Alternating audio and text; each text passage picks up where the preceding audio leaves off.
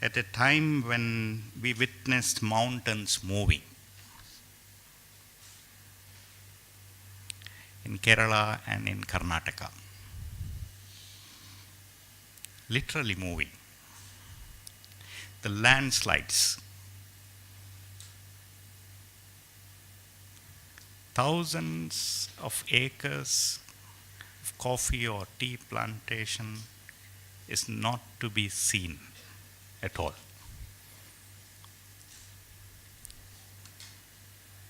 Water, flooding, and destroying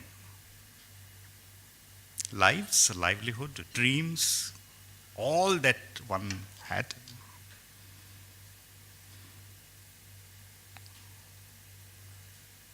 Normally we pray that we hold fast to that which is solid and strong. Most of the times we pray that we lift our eyes unto the hills. We speak about the rock of our salvation, fortress. Sort of colonial language is also there. We seldom speak about the cool breeze or about water of life.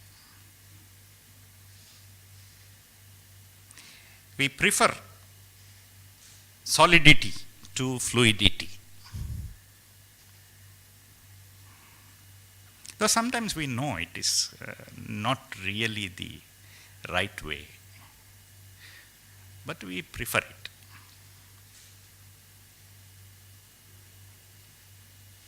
When we started speaking about borderless church,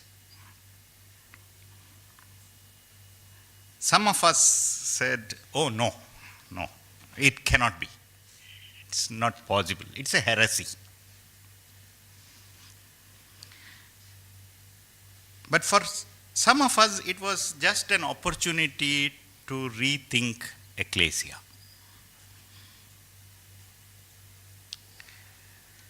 To explore the revealed truth in a very responsible way. Not to wave flags or fly kites, no. But to really think responsibly about the mystery of the revealed truth. Because we live in between truth and experience.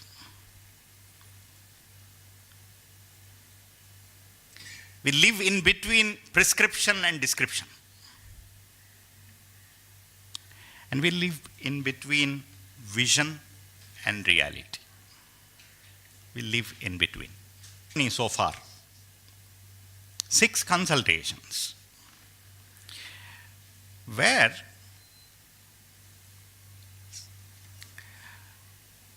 we had different perspectives. There were no spectators, only participants. For the first time now in this group we have listeners, some of them. But with a request for these listeners to join into the conversation. Not only today, but also through a written paper, probably. The methodology was to come together, share thoughts, discuss from the biblical perspective, theological and ethical perspective, liturgical and missiological perspective. I paused because prophetic diaconal perspective where really we were challenged by those who work in the grassroots levels. And that experience of the grassroots coming in to challenge our own diaconia of the church. We also spoke about education and empowerment perspective and health, healing and harmony. Actually, we were thinking of 7 consultations. Now it will become an octave. This is the 7th one. The 8th one, the octave which will complete the process, will be in October. As I said, we live in between truth and experience, prescription and description, vision and reality. Church, Ecclesia, is meant to be a movement, a pilgrimage, a walk together.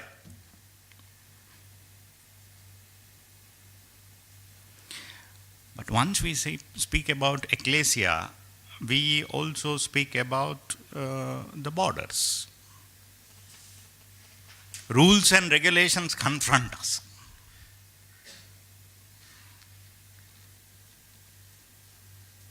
The biblical reflections challenged us to look at Abraham, for example, his walk.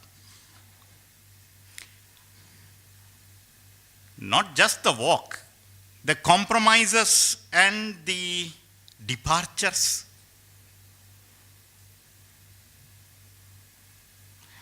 We were also thinking about Isaac, finding the Rehoboth, the wide open space. Only after that Sitna and Esek, dispute and opposition.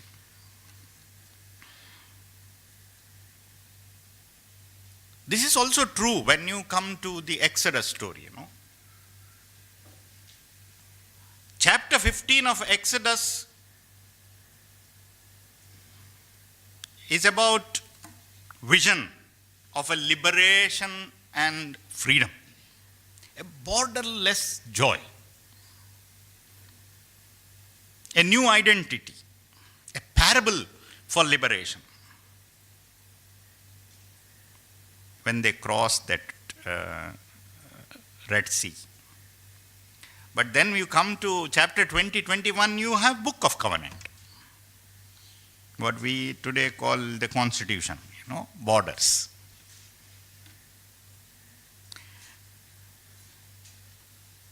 Discipline in freedom or responsibility in freedom. But then it's also very, very interesting to see how the Israel community, a community of judges and prophets, embraced the kingship model. They also embraced the borders of slavery, subjugation, losing out a vision. And then therefore you also see the exile. Exile where they will once again revision the liberation.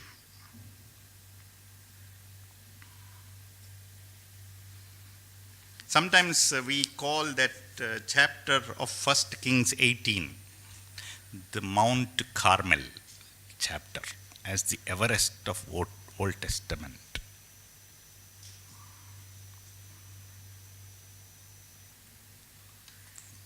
The depth of the spirituality.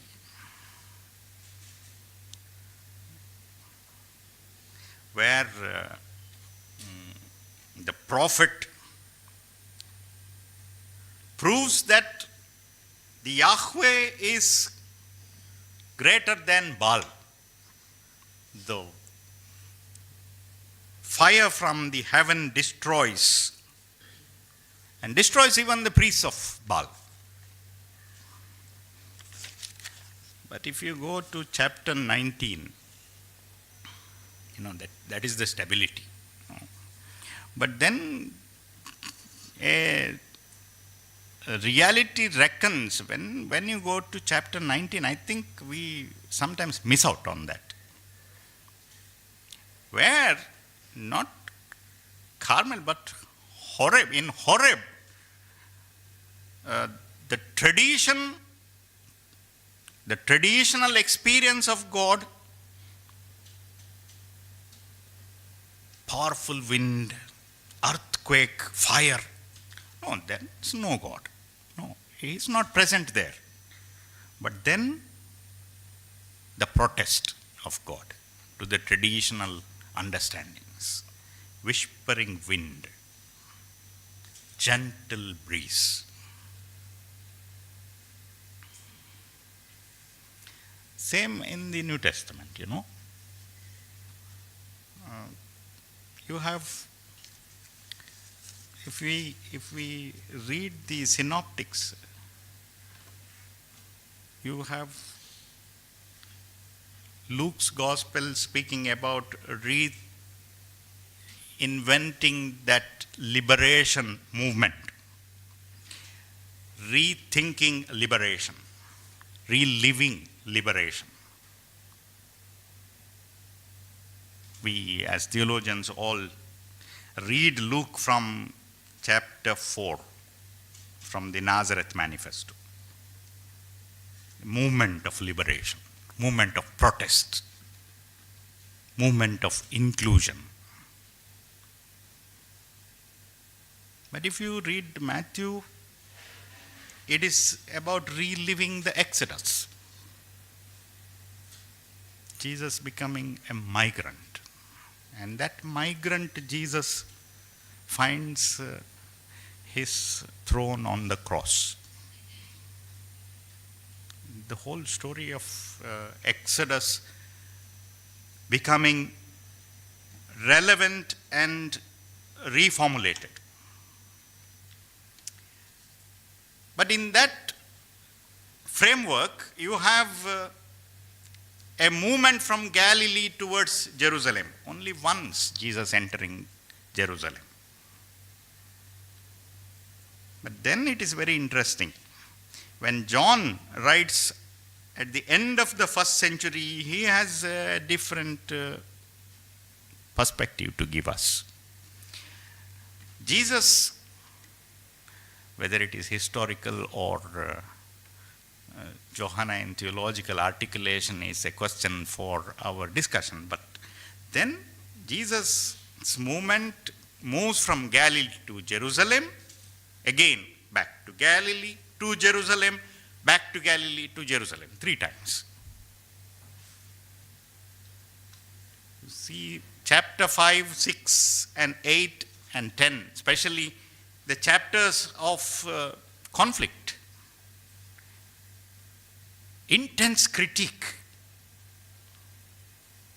At the same time, tells us to once again think about that movement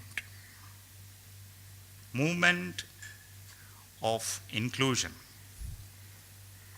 and social engineering.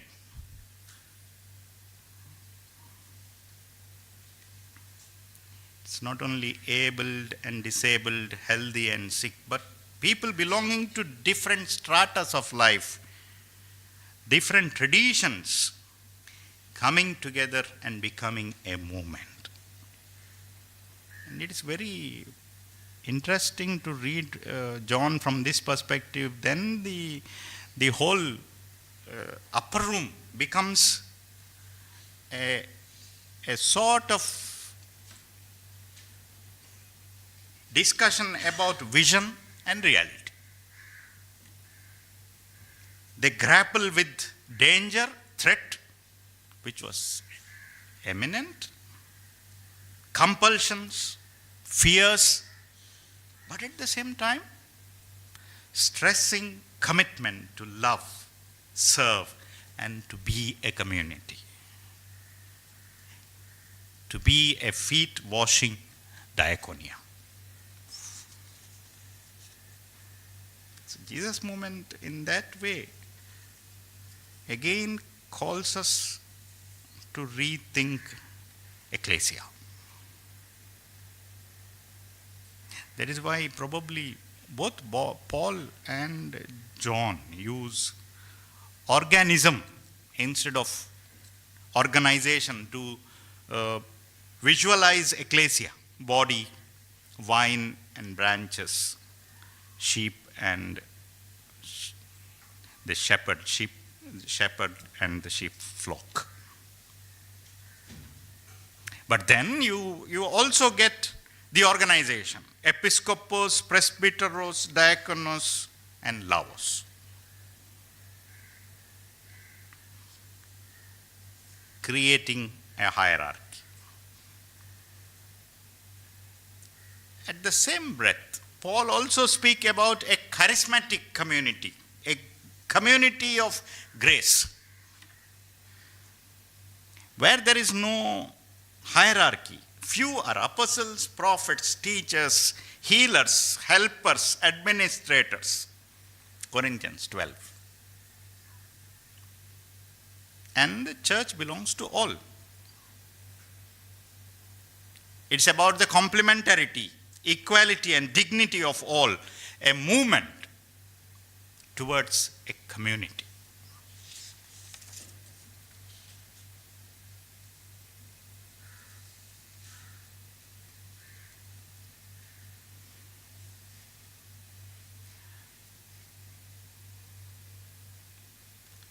Therefore, as we gather today to listen to 10 very interesting presentations today and tomorrow, it's not about the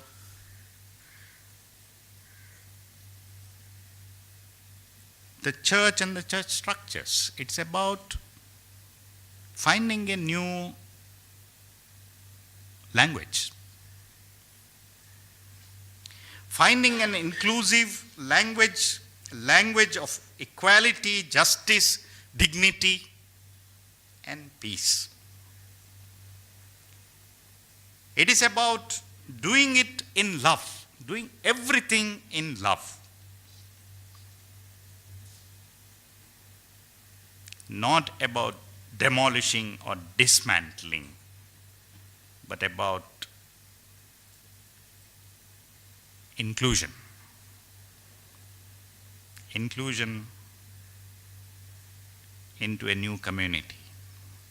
Because we live in a networked world, a global village.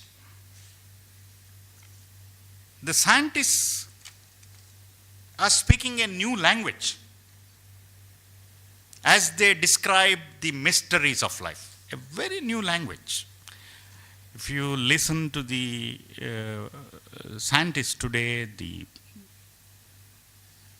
genetic engineering, the neuroscience speaks a new language. And the information technology also speaks a new language, a new code. A new code to communicate, a new code to understand, a new code to express.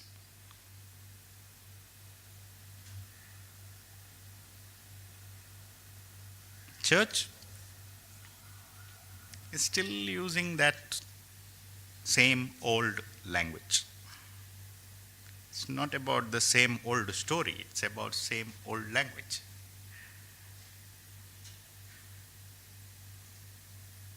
Is it possible for us to find a new creative imagination? Because even Jesus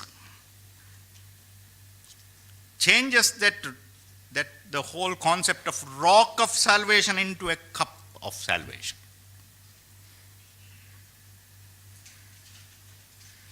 Cup which is shed for you.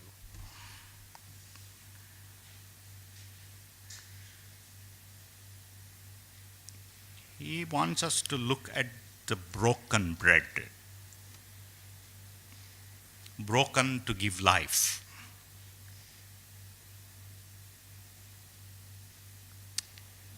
One of our traditional songs, Rock of Ages, that blends that in the first stanza. rock of ages cleft for me, blends it with water and blood gushing out of the pierced side.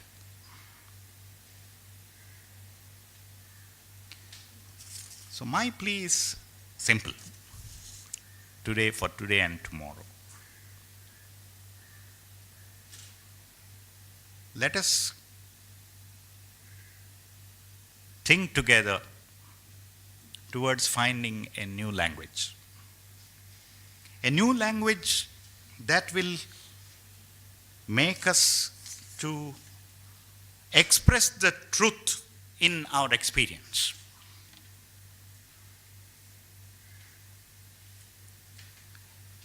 Express that which is prescribed through our descriptions, and express our vision and live out that vision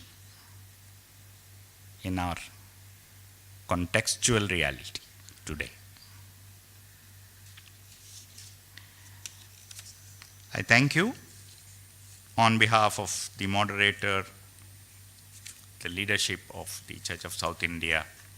Moderator will join us tomorrow, for joining us in this conversation. I hope the church will be able to capture that vision of a movement for equality, dignity, justice and peace. Something that our country needs today, our world needs today. Once again, I thank you for joining us, and I thank especially to my colleague, Reverend Solomon Paul, for meticulously organizing this consultation. Actually, when we started last October, I asked him to organize one consultation, and then at the end of that consultation, I said, no, you have to look after all these 7. Now it has become 8. Thank you for taking up that responsibility very willingly and with all commitment. And once again, I thank all of you for joining us, and I hope and pray that we will have a very fruitful 2 days together. Thank you.